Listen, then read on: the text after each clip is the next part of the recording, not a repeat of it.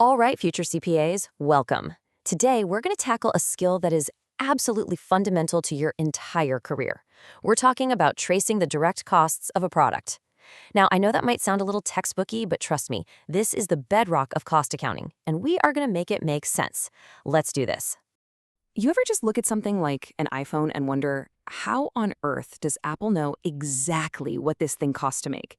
I mean, look at this breakdown. They aren't guessing. They know the camera module is $58.50 and the processor is $105. It's not magic, it's a system. And knowing these numbers with precision is everything when it comes to setting prices and, running a successful business. So, how do they pull it off? Seriously, think about it. Tracking millions of tiny components, thousands of hours of work, all through a massive factory, and tying it all back to one single specific product. It seems almost impossible, right?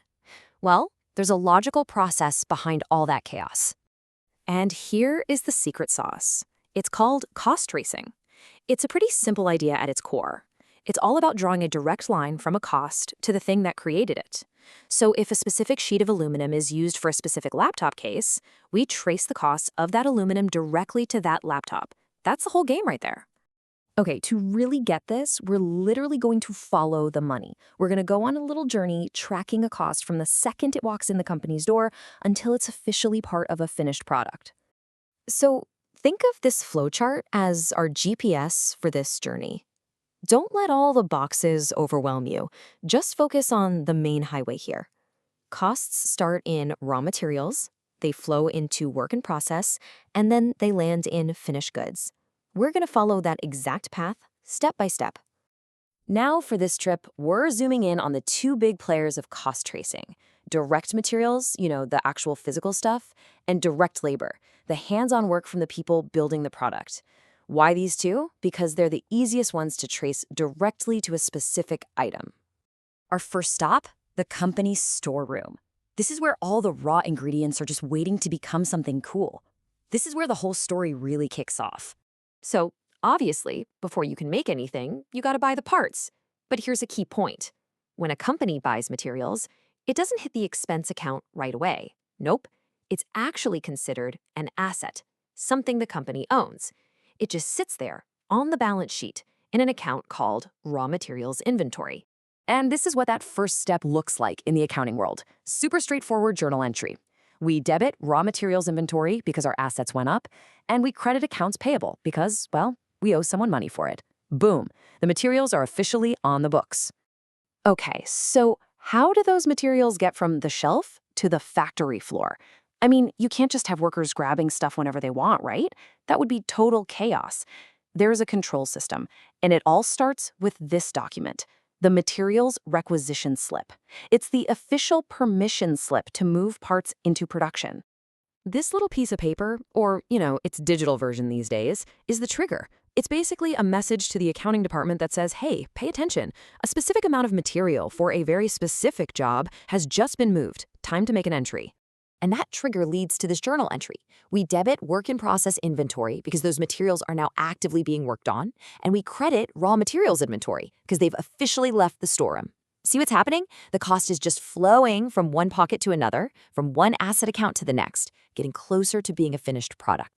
All right, let's leave the quiet storeroom and head out to the noisy factory floor. Materials are only half the equation. We also have to track the cost of the people who are actually putting everything together. So just like a requisition slip tracks every piece of material, a time ticket tracks every minute of labor.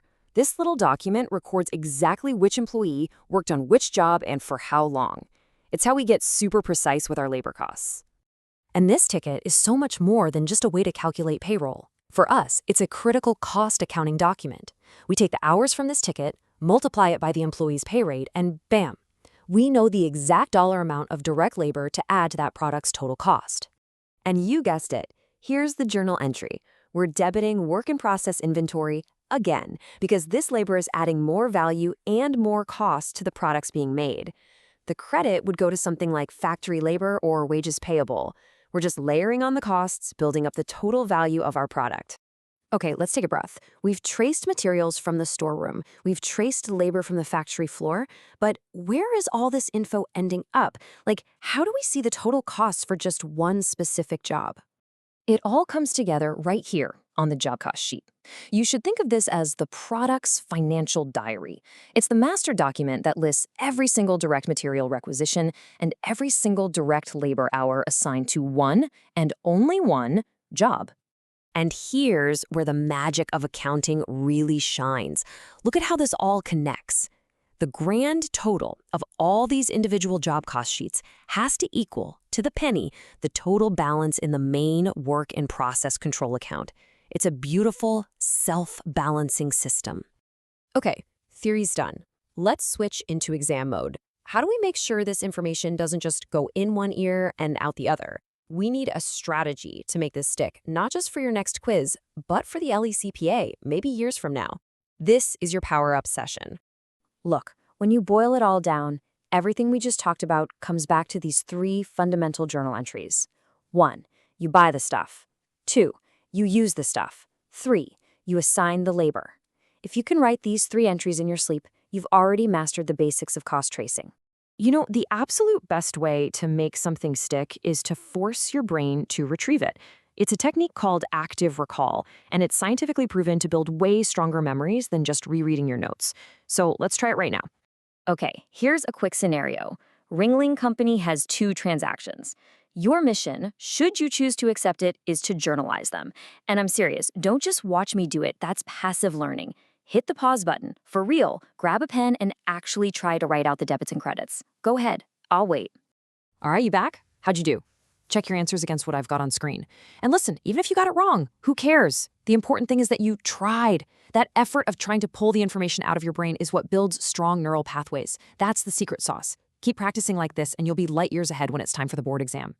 So, today we totally nailed direct costs. But what about all that other stuff? You know, the factory rent, the supervisor's salary, the indirect costs? Where did they fit in? Well, that's the next piece of the puzzle. Thanks for hanging out with me.